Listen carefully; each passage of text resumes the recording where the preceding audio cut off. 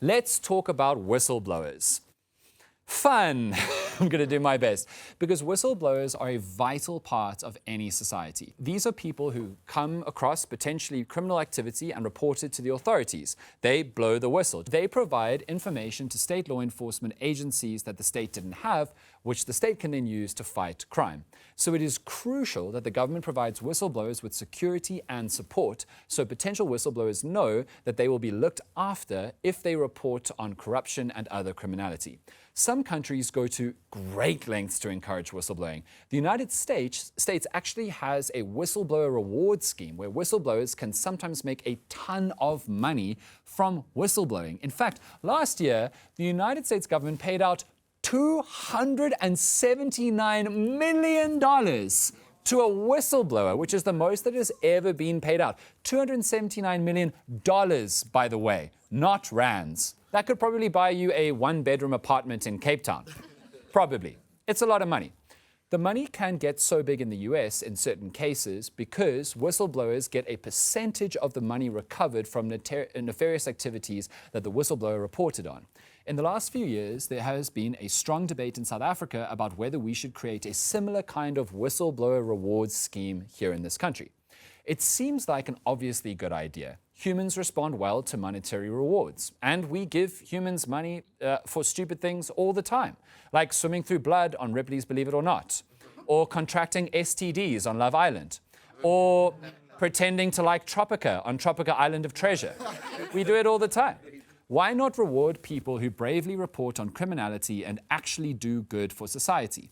Now, there are a few common arguments against whistleblower reward schemes. The first one says that whistleblowing should be about doing the right thing, not making money.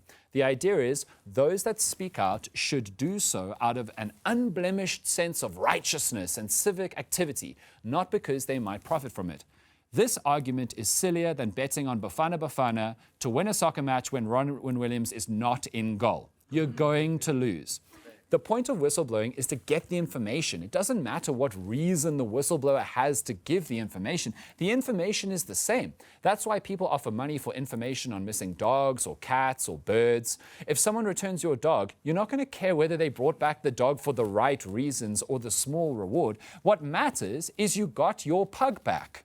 Your pug that you call Polly and dress up in pink ballet dresses for your Instagram stories.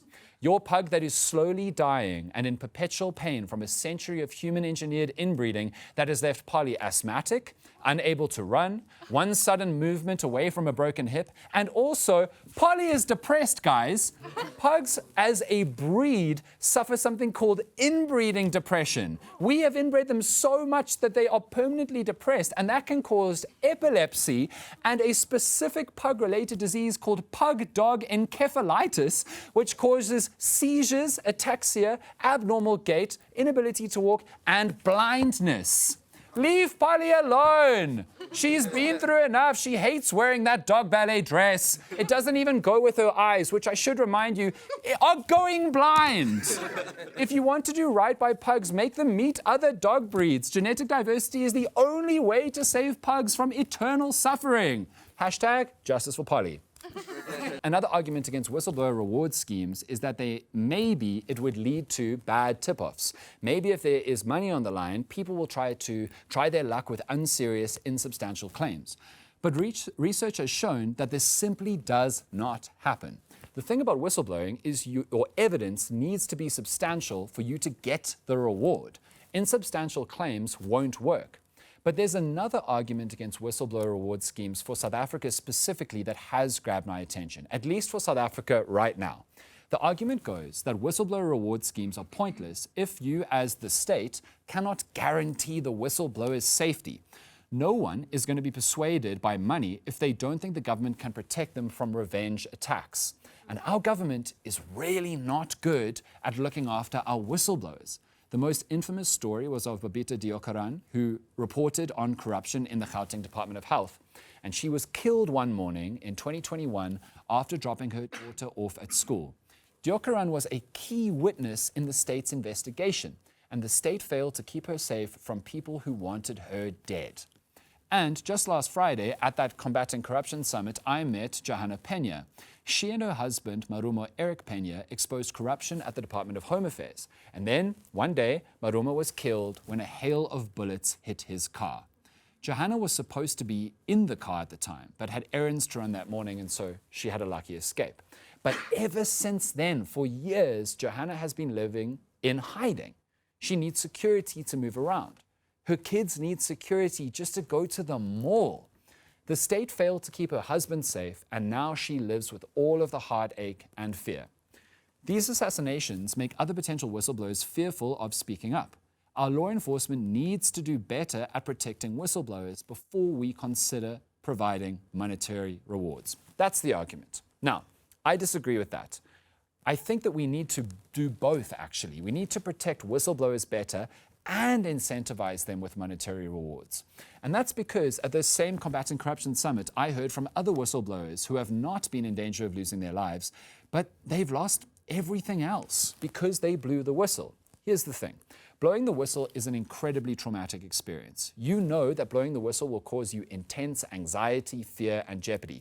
You also know that blowing the whistle might cause you harm or put you in danger. You may have to go into witness protection. You may lose your whole life by having to do that. You may lose your family and friends and community. Blowing the whistle may put your family, friends, and community in danger too, whether you go into witness protection or not. Blowing the whistle will cause enormous scrutiny and stress on them. And then, once you blow the whistle, you will almost certainly lose your job. How will you be able to work at the company that you blew the whistle on?